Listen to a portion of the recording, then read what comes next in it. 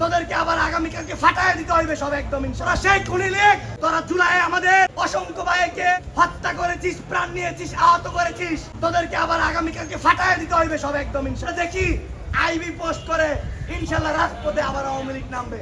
এই বাংলাদেশের ভাইয়েরা আমার, এই প্রিয় এমপি মন্ত্রী ভাইয়েরা আমার, আপনাদেরকে লজ্জা করে না? এই আইবির মতো খুনি প্রকাশ্যে এখনো জামিনে চলে আসে, হত্যা মামলার আসামি সে।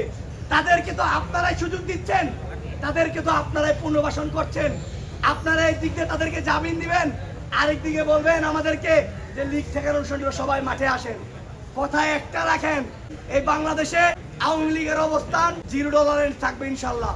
এইখানে ওরা মাথা তারা দিয়ে দাঁড়াতে পারবে না। আমরা স্পষ্ট মেসেজ দিয়ে বলতে চাই, যদি আগামীকালকে বাংলাদেশে কোথাও যদি কোনো অগ্নিকাণ্ড ঘটে, কোথাও যদি কোনো বিশৃঙ্খলা ঘটে, তাহলে একটা নিষিদ্ধ আওয়ামী লীগের বাড়িতে রাতের বেলায় ওদেরকে শান্তিতে ঘুমাইতে দেবো না ভাইয়ের আমার। তোরা জুলাই আমাদের অসংখ্য ভাইকে হত্যা করেছিস, প্রাণ নিয়েছিস, আহত করেছিস।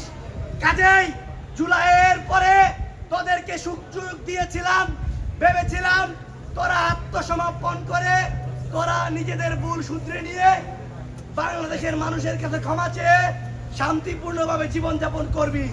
কিন্তু তোরা সেই খুনি লীগ, তোদেরকে আবার আগামীকালকে ফাটায় দিতে হইবে সব একদম ইনশাল্লাহ বলেছিলাম ভাইয়ের আমার।